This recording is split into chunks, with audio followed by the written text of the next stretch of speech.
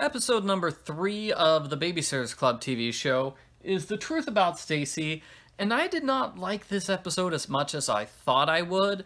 I think the problem is that the episode is missing the emotional core that the book had, because the book is it's about relationships. So Stacey McGill has diabetes, and that affects her relationship with everyone. It affects her relationship with her parents, who are angry and controlling. They're super worried about her, and that's what makes them super controlling. Whereas in the episode, it's more that her parents are ashamed of her, and that was kind of a strange way to put it. And then there's Charlotte Johansson. Stacey loves Charlotte. It's her favorite kid to babysit. And we didn't really get the emotional story with Charlotte. So in the book, Charlotte is the smart kid in class, but all the kids in class hate her. They ostracize her. And that sort of allows Stacey and Charlotte to build a connection, because Stacey sort of feels like she's left out of a lot of things. And definitely in New York, she was ostracized by all her classmates. They didn't want to talk to her. So Stacey really feels that, and she connects with Charlotte, and she tries to help Charlotte work out her problems. And that was good, but that's not in the episode. It was nice to see Charlotte in the episode. Charlotte was cute, but, Charlotte wasn't a big part of the episode. I've noticed there hasn't been a lot of babysitting in the Babysitters Club TV series. I think it's because it's really hard to get young kids to do good acting. So I think that's why they're not having as many little kids as possible. So we saw Jamie Newton in this episode. Like the book, Mrs. Newton goes into labor and she gives birth to a child. It's actually strange, because they call Mrs. Newton Kim. I don't know any adults that, let middle schoolers call them by their first names when they're not even kind of related to the middle schoolers. I mean, her kid is 6, so I don't know why she's saying, oh, hey, you can call me Kim. Is her kid 6? No, he's 4. He's 4. Actually, he's 3 at this point in the series. So, yeah, I don't know why the mom with the toddler is introducing herself as Kim. Anyway, she was in the store and buying maternity clothes. She's 9 months pregnant. Why is she buying maternity clothes when she's about to give birth next week? That doesn't make sense. She's about to lose at least 8 pounds next week. It's, forget the maternity clothes. They're not going to fit you anymore. Sorry, that's... Okay, so getting back to like the emotional core of Stacey's relationships, also Stacey's relationships with her friends, because back in New York, all of her friends, like I said, they ostracized her. They thought she was weird because she had diabetes. And in the book, this is personified by the character of Lane, who is Stacey's best friend. And Lane is not at all mentioned in this episode, and the episode kind of goes into it at the end. So we could see a brief moment of what life was like for Stacey in New York.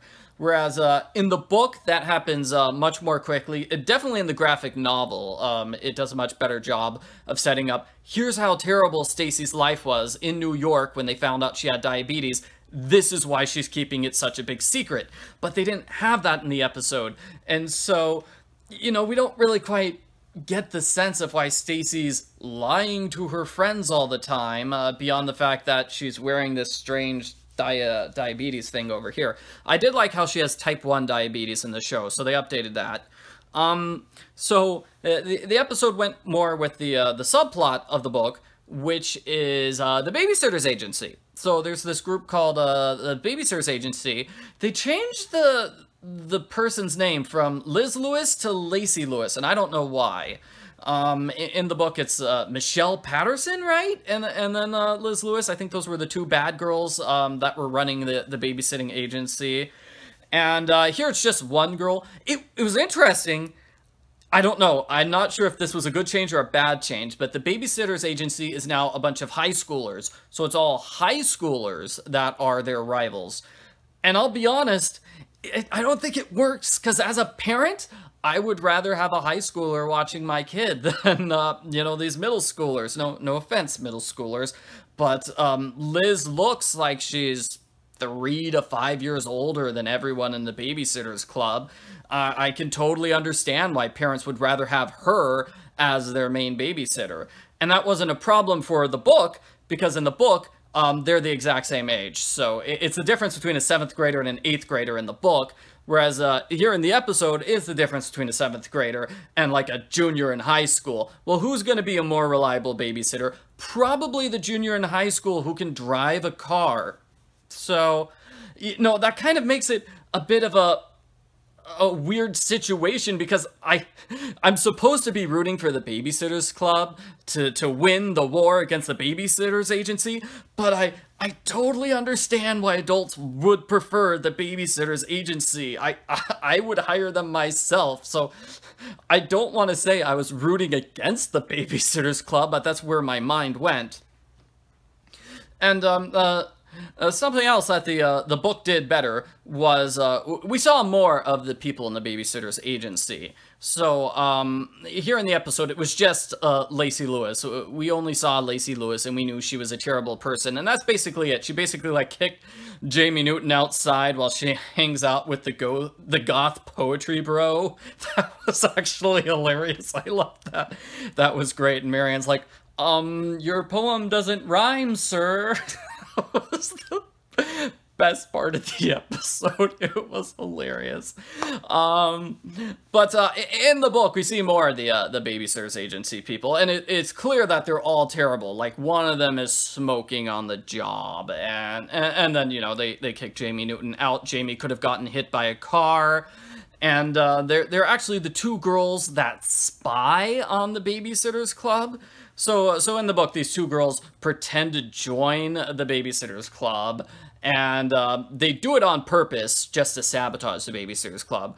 Whereas in the episode, instead of that, we had sabotage the Babysitters Agency. It was funny. The Babysitters Agency just called up a bunch of fake jobs. So they called up a babysitting job for a senior citizen. That was a funny joke.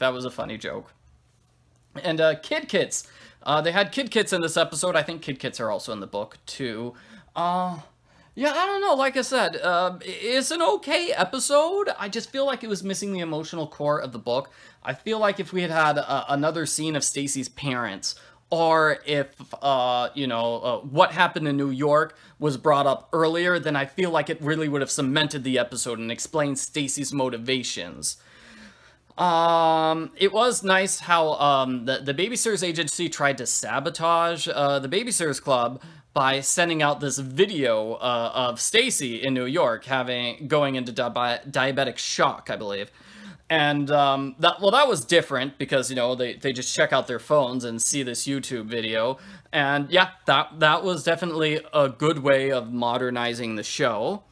It was a good way of, like, trying to bring in the 2 storylines of the Babysitters Agency and Stacey's diabetes.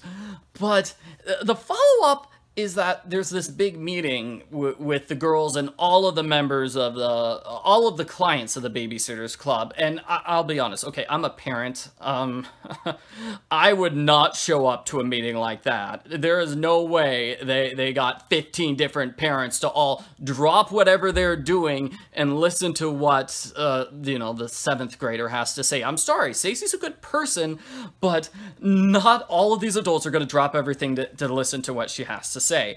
Who's watching their kids, by the way? They're not being babysat, so where are all the kids? This house should have like 20 kids running around in the background if all the parents are there. So I thought that scene was kind of unrealistic. I also liked the scene, because it was very mature of Stacey to stand up and tell everyone about her diabetes, and I liked it. You could argue it was kind of a copy of the earlier scene where she's mature and tells all of the Babysitters Club members about her diabetes, but I don't think it was a copy. I think having both scenes was good. You can compare and contrast them. I think the one with her friends worked better than the one with her and the adults. Because also with the adults, man, this one mom was super mean. She's like, I don't think I want Stacey watching my kids. And she's like, come on, moms. Come on, dads. We hate this girl, right? I'm like, dude, Why are you being so mean to Stacey? Like, I don't think that, oh, anyway, it was super mean. What a terrible person that was. Oh gosh, so I didn't like that at all. So I much preferred the scene where Stacey was telling her friends about her diabetes. And I really did like the ending where Stacey learned that she's okay with wearing the device in a visible place. I felt that was a nice bookend to the episode, mirroring the event in the earlier on in the episode where she was, you know, in the changing room. Okay, I'm out of time, and I'm mixing up my words here, so I'm gonna end the video here. Overall, I thought it was an okay episode. I kind of wish they had done things in a different order, but they still had a lot of good scenes. Also a scene with Christy reading The Art of War. That was a funny scene too. Oh, and I forgot to mention Sam. So there was a scene where with Sam, Christy's older brother Sam, and that was actually really funny and cool. I liked it. I thought they weren't going to have that, because that's a scene from book 1. But they threw it in here, and it works. It works totally fine, because in the book, it's a Stacey babysitting chapter, so it works to put that in the Stacey episode, rather than leaving it in the Christy episode. So yeah, I like that. I thought that was cool, too. So, pretty good episode. I wish I had done things in a little different way, but other than that, I'd still say it's a very good episode. I give it like a 7 or an 8 out of 10.